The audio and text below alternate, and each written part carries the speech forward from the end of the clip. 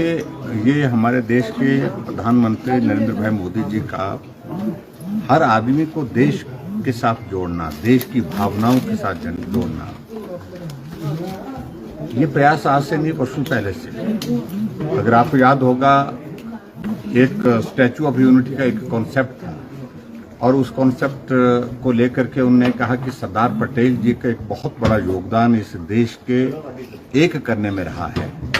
562 रियासतों को मिला करके भारत हुआ था ये। तो उनका जो योगदान भारत को बनाने के लिए है, उसके अनुरूप उनकी पहचान नहीं है। तय किया कि दुनिया की सबसे बड़ी स्टैच्यू जो है उनके सरदार वल्लभ भाई पटेल जी की वो लगाएंगे, और उन्हें लगाई। उस वक्त भी उन्होंने पूरे गांव-गांव की मिट्टी, गांव-गांव से किसानों का जो औजार का लोहा, उसका टुकड़े लेकर के वहां पर एकत्रित करने के लिए कहा। उस अभियान का मैं हिमाचल प्रदेश में उस वक्त कोऑर्डिनेटर था और हमने वो काम किया। तो भाव उसके पीछे वही था कि जिस व्यक्ति ने देश को इकट्ठा किया और देश की एक कोशिश होनी चाहिए देश की ओर से कि उसकी एक पहचान पूरी दुनिया के अंदर, देश के अंदर जिस रूप में होनी चाहिए उसके लिए बनाने की कोशिश करनी चाहिए। इस प्रकार से, उस तरह से, और देश जुड़ करके एक होकर के काम करे, उसी भाव को अभी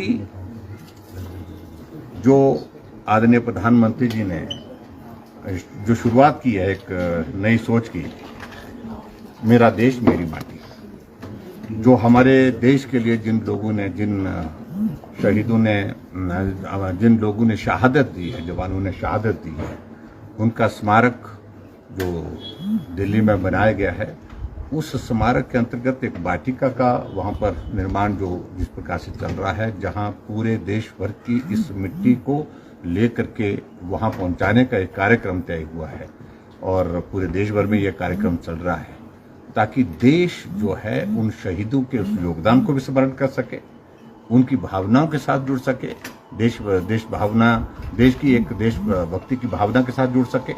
और इस दृष्टि से प्रधानमंत्री जी जब पूरे देश भर से ये कलश दिल्ली पहुंचेंगे और उसके पश्चात जहां ये मिट्टी वहां शहीद समाधि स्थल पर पहुंचानी है, तो उसके लिए जिस प्रकार से जो एक अभियान चलाया है, उसके अंतर्गत आज हिमाचल प्रदेश के शिमला मंडल के अंतर्गत भी ये कार्यक्रम यहाँ पर किया है। तो उस कार्यक्रम के अंतर्गत मैं यहाँ पर आप सबके बीच में हूँ और मैं आदरणीय प्रधानमंत्री जी को और पार्टी के राष्ट्रीय अध्यक्ष जगत प्रकाश नड्डा जी को इस बात की बधाई देना चाहता हूँ। भारतीय जनता पार्टी एक सिर्फ राजनीति करने वाला दल नहीं है। भारतीय जनता पार्टी का एक प्रयास है, एक प्रयत्न है कि देश की एकता अखंड रहे, देश की भावनाओं के साथ हर व्यक्ति को जोड़े। देश के लिए जिन लोगों ने कुर्बानियां दी हैं, अपना जीवन न्यौछावर किया है, शहादत दी है, उन शहादत को, उन शहीदों को अभी हम स्मरण रखें, उस भाव के साथ इस कार्यक्रम की शुरुआत। सर, आज विक्रमादित्य ने, जिस तरह का आपने कहा था कि जेसीबी लगने नहीं दे रहे हैं, अगर कोई प्राइवेट लगाना चाह रहे हैं अपने लेवल पे, आज उन्होंने कहा कि 5 बजे तक आप लिस्ट उनको आज सौंपे, वो 7 बजे तक ऑर्डर जारी कर देंगे कि आप काम कर सकते हैं। ऐसा है ना, मैं समझता हूँ कि पूरे मंत्रिमंडल गपोड़ संघ का बन गया ये, जिसको शब्द में उचित नहीं लग रहा है, गप्पे मारते हैं, हाँकते हैं। और आप मालूम कर लेना कि वहाँ पर, और तो छोड़िए मंडी में बाकी जगह, कुल्लू में बाकी जगह तो छोड़िए, आप मेरे विधानसभा क्षेत्र में किस प्रकार के आदेश दिए हैं, जो अधिकारी, उनका नाम का जिक्र करना उचित नहीं है, लेकिन ये बात तो सत्य है कि जेसीबी मौके पर से हटा दी गई है और कहा कि ये जेसीबी काम नहीं करेंगे। हमने कहा बिना पैसे के काम करने के लिए तो दीजिए। लोगों ने अपना पैसा जमा करके, पैसा दे करके जेसीबी लाई, जेसीबी से सड़कों को ठीक करने की कोशिश की ताकि कम से कम उनका सेब मार्केट तक पहुंच सके। ये पहली बार हो रहा है हिमाचल प्रदेश में। और शिमला जिला के अंतर्गत है, एक जगह तो 30 लाख रुपए लोगों ने इकट्ठा किया और उस पैसे को इकट्ठा करने के पश्चात जो है वो अलग अलग जगह जो है वो जो सड़कें बंद पड़ी थी, उस पैसे से उनको खोलने का प्रयत्न किया। ऐसे में उनको कहना चाहता हूँ, बाकी सारी चीजें छोड़ो, आप ध्यान दीजिए, ये सड़कें जो बंद पड़ी हैं, मेहरबानी करके इनको खोलिए। अभी भी बहुत सारे इलाके ऐसे हैं जहाँ राशन नहीं पहुँच पाया क्योंकि सड़कें बंद है। अभी भी बहुत सारे इलाके ऐसे हैं जहां सेब उतार करके 15 दिन हो गए, 20 दिन हो गए, लेकिन वो मार्केट में नहीं पहुंच पा रहा। इसलिए नहीं पहुंच पा रहा क्योंकि सड़कें बंद पड़ी है। तो इसलिए उस पर फोकस करें। मुझे लगता है कि बाकी बातें हो जाएंगी। हम सेशन है, सत्र है। सर, आज विधायक दल की बैठक भी होनी चाहिए। विधायक दल की बैठक शाम को है। सर, एक मंडी यूनिवर्सिटी को लेकर सीएम का बयान आया है। उन्होंने कहा कि पॉलिटिकल फायदा लेने के लिए यूनिवर्सिटी खोल दी गई, जबकि उसका जो स्तर है वो अभी भी कॉलेज लेवल का है। इस तरह का मुख्यमंत्री का कहना है और कह रहे हैं कि हम इसको जो है देखेंगे और उसके बाद इसका स्ट्रक्चर जो है मैं तो देवी देवताओं भगवान से प्रार्थना करता हूँ कि उन सद्बुद्धि दे। 9 महीने तक अभी तक भी आगे का कदम नहीं, बंद करने का काम चला हुआ है। यूनिवर्सिटी पिछले 1.5 साल से ज्यादा समय से फंक्शनल है। उनको ये मालूम होना चाहिए हिमाचल प्रदेश में एकमात्र यूनिवर्सिटी है। कॉलेज की संख्या 300 से ज्यादा हो गई, 350 के करीब कॉलेज हिमाचल प्रदेश में हो गई। शिमला की यूनिवर्सिटी का जो इंफ्रास्ट्रक्चर है उस लोड को बियर करने की स्थिति में नहीं है। और ये भी मैं कहना चाहता हूं, मंडी कॉलेज नहीं है, क्लस्टर यूनिवर्सिटी ऑलरेडी थी और क्लस्टर यूनिवर्सिटी का 25 करोड़ रुपए का भवन का मैंने अपने हाथों से उद्घाटन करके वहां पर यूनिवर्सिटी की क्लासेज शुरू की। एक्ट पास हुआ, स्टैट्यूट बने और 128 कॉलेज मंडी यूनिवर्सिटी के साथ जोड़े गए।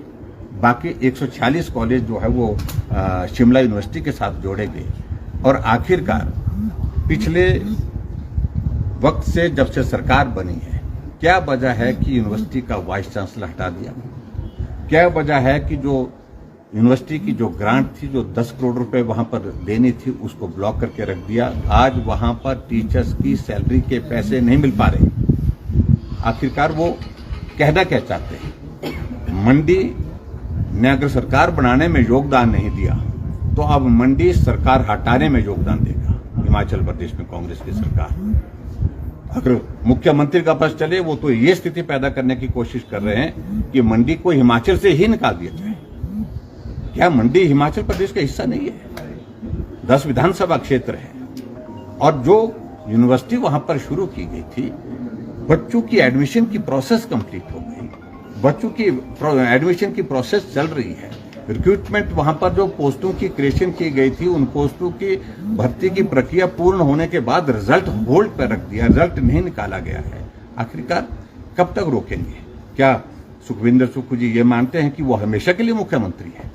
ये दौर आता जाता रहेगा, लेकिन ये बंद करने की परंपरा दुर्भाग्यपूर्ण है और बहुत गलत सोच के साथ है। उनको इस काम को बंद करना चाहिए।